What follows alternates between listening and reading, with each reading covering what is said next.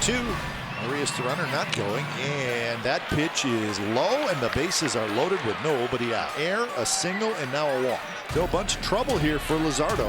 Austin Hayes digs in. The 1-2 pitch with the bases loaded. And this one's grounded left side. It's through for a base hit.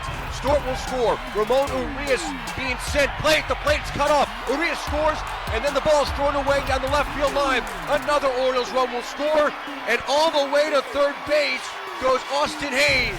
A bases clearing single plus an error, and it's 3-0 Baltimore. Well, Austin Hayes was moved into the number 2 spot, Brandon Hyde told us, because he could create action.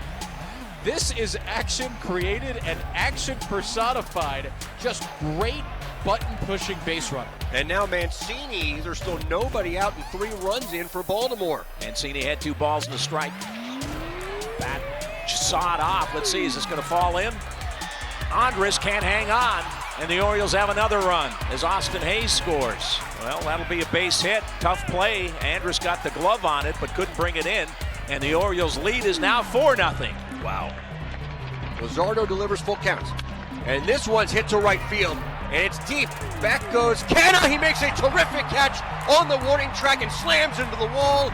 It will be a sacrifice fly from Mountcastle as Mancini scores. It's 5-0 Orioles, and after all the bad defense for Oakland in this third, Mark Canna just made a terrific play, robbing Mountcastle of 2 RBIs and extra bases. The great effort by Mark Canna to track that ball down. Tremendous play, and especially because Mark has played primarily in left field this year. And he can play everywhere, and he's played center, and just great recognition of how far he had to go, where he was in relation to the wall, and great play over the shoulder. Well, Ryan got robbed, but he didn't totally get robbed with that at bat because it is an RBI for him. And there's a wild pitch. That'll score another one. He's in safe. Franco comes hobbling out of there, but the wild pitch in the Oriole lead is now a touchdown, 6-0. Wow, runs have been so hard to come by for the Orioles as of late. This is the ball just right off the glove of Garcia. As the slide just in time by Franco. It has been a super sloppy inning of defense for the Oakland A's. But you know what? Give credit to the Orioles, too, because they have taken advantage of every one of those mishaps. Boy, this is the guy you'd like to see get going for the Orioles. Remember what he did starts in a short amount of time. He starts hitting those home runs. He can hit them in bunches. Right field, deep down into the corner. Canna on the run. He won't get there. It's gone. DJ Stewart, a 2-run shot, and the Orioles now lead it 8-0. Well, Ben, you said when he gets them going, look out. Well, that's how you bust out of an offer. Out of a one-hander, right? 0 for his last 18, but nobody's going to remember that. They're going to remember this bomb, a 2-run shot for DJ Stewart, his 2nd home run of the year, driving his 7th run and recognizing his changeup. Body gets a little out in front, but you know what? He keeps his hands back. He sinks down into his leg. Watch him sink right there and go get that ball. And that'll bring up Seth Brown, who has hit a couple of fly balls in this game. Brown smokes one, and that's fair down the right field line. Chapman digging for third. Kotze's going to wave him home. He's going to score. And the A's are on the board as Seth Brown has himself an RBI double here in the bottom of the 6th. Pitching change for the Orioles. Sulser has what they call in baseball reverse splits. I mean, he's a right-hander, but he's really good against left-handed hitters. This could be a hit, though, and it will be a hit.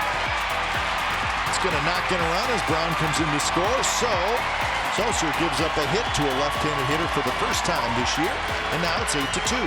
What a story this will be. Mark is singled, walked, and he is fly to center. Down the left field line, toward the corner, and that baby is gone. A high towering drive just inside the foul pole for Canna, and that is his 4th home run of the year. I was leaning as much as I could, trying to bring it back. Canna supplied the power. But I thought he got out just a little bit too far in front. Going to stay true right down the line. It's number 4 for Canna. 1 on, 1 out. Right field.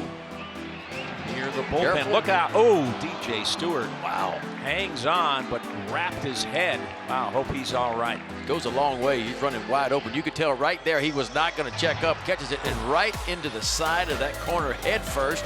Thank gosh he does hit the padding, but I'm sure behind that pad, oh yeah, that could have been nasty. Bottom of the 9th inning, Orioles have an 8-3 lead in Oakland, looking for a 3rd straight win overall. Pitch by Tate to Laureano. Ramon, it's a deep drive, left center field.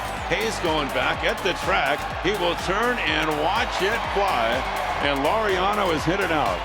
His 4th home run. It's now 8-4 Baltimore. And it hitting Mitch Moreland steps in.